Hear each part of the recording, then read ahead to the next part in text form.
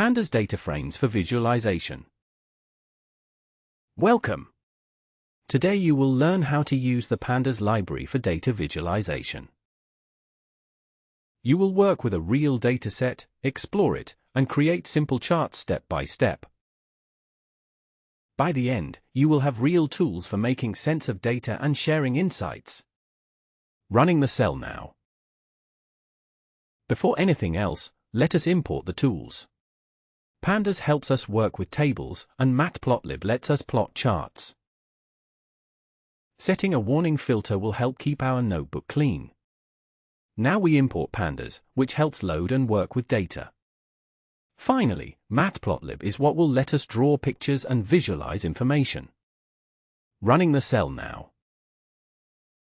What is a data frame? A data frame is like a spreadsheet or table. It has rows and columns. Pandas makes it easy to explore, change, and show data from data frames. You will see this in action soon. Running the cell now. Let us load a real-world sales dataset about shampoo sales. This will help us practice. This section loads a real sales dataset about shampoo. We use a direct link so setup is quick. This variable stores our download link. We ask Pandas to read the file from the link above. Let us see how many rows and columns are in our data. Here is a preview of the first few lines, so we can quickly see what is inside. Running the cell now. Try changing the link to another CSV file you know. Does the preview change? Now let us look at what our columns are called, and the type of each column. This line prints all the column names, so we know what we can work with. This shows if a column is text, numbers, or something else. It helps us know how to handle our data. Running the cell now. Exploring data. It is smart to start by looking at the data in easy ways. Let us use some Pandas methods to learn about our dataset. Running the cell now. A fast way to get a feel for data is Describe. It shows statistics like the minimum, maximum, and average. Pandas will give basic stats for all columns with numbers. This is helpful to see the shape of the data. Running the cell now.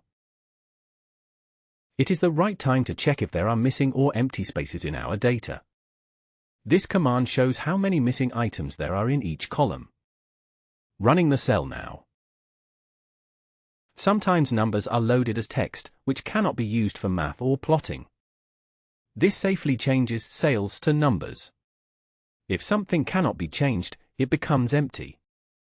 Here we quickly check the first few lines of the fixed column. Running the cell now. Our first visualization.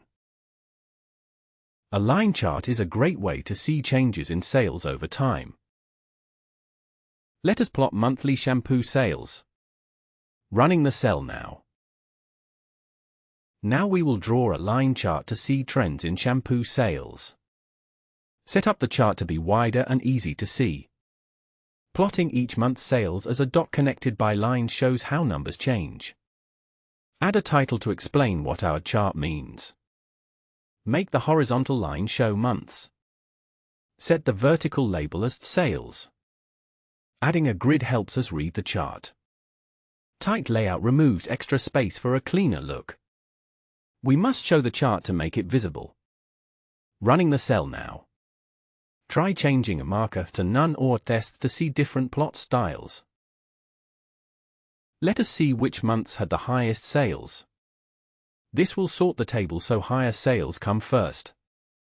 A preview of the top months helps us spot peaks in sales. Running the cell now. Bar chart for top 5 months. Bar charts are good for comparing a few items. Let us make a bar chart for the 5 highest sales months. Running the cell now. We will now show the 5 biggest sales months as a bar chart. Pick just the 5 highest sales months from our sorted data. A good width for our chart helps bars look clear. Make each month a bar, colored blue for contrast.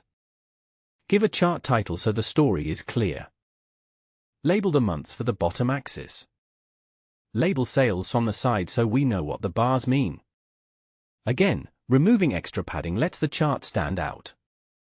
Now show what we have made. Running the cell now. Safe access and dealing with errors.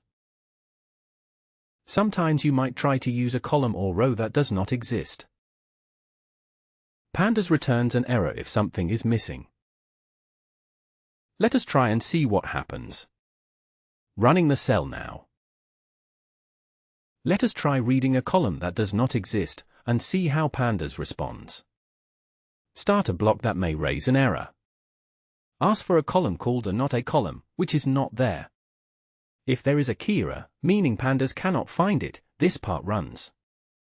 Print out the error message so we understand what went wrong. Running the cell now. Updating data. Imagine sales for the last month were entered wrong. Let us correct the sales number for that month. Running the cell now. Let us check what the last month's reported sales were. Printed here is the old value. We change the value to 600 for the sales of the last row. Here is the new value, so we see the update worked. Running the cell now. Try fixing a different row by using a different index. Removing data. Maybe we need to remove a month with missing or wrong information. Let us drop the first row from our data frame. Running the cell now. Check how many rows and columns there are before removing anything. Here is the shape before removal. Drop the first row and reset the round numbers so everything is tidy. Now the shape after removal shows one row less. Running the cell now. Useful functions and methods. You can use many handy Pandas shortcuts to quickly look at your data. Here are some of the most commonly used. Running the cell now. Let us see the mean, or average, of the sales column. Print out the highest number ever sold in a single month. Show all the month labels in the dataset. This is helpful to see the range of time covered. Running the cell now. Iterating over data. Sometimes you need to look at each row one at a time. Here is a friendly way to print each month and its sales. Running the cell now. This will go row by row and print out each month with its sales. We use iteros to work with each row as a little dictionary. This shows the result while making it clear and readable for each entry. Running the cell now. Mini project, monthly growth chart. Let us make our own new column for sales growth from one month to the next. Then, we will plot it. Running the cell now. We make a new column that shows how much sales went up or down from one month to the next. The difference function finds the change between each value and the one right before it. Let us preview the first few months and see the growth values. Running the cell now. Let us draw a bar chart to make growth easy to spot. Wide chart for easy reading. Use orange bars to highlight ups and downs for each month. A clear title tells viewers what this chart is for. Label the bottom with months. The side now measures growth, not total sales. Turn the month labels so they do not overlap. This line adds a reference where growth is 0. Tight layout as always keeps it neat. Finally, show the chart to finish our mini project. Running the cell now. Can you spot which month saw the biggest change? Try it with a different color next. Maybe you want to use this new data later or share it. This saves the data frame, including the new growth column, to a file. Here is confirmation that the file is now saved to your local folder. Running the cell now. Troubleshooting tips. If your chart does not show up, make sure plt.show is at the end. If a column name gives an error, double-check for spelling and spaces. If numbers look wrong, check if they loaded as text. Use _numeric if you need to. These little checks can save lots of time. Running the cell now. Extra tips.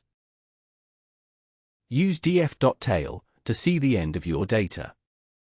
Use df.sample3 to peek at a few random rows. plt.style.use Seaborn v0_8 can give your charts a quick facelift. Experiment and see what you discover. Running the cell now. See if you can change the chart color or try another dataset. Here is a small challenge. You can pick a sales threshold to see which months did better. This asks the user for a number. We will use it as our bar. Find all months where sales were higher than the number you picked.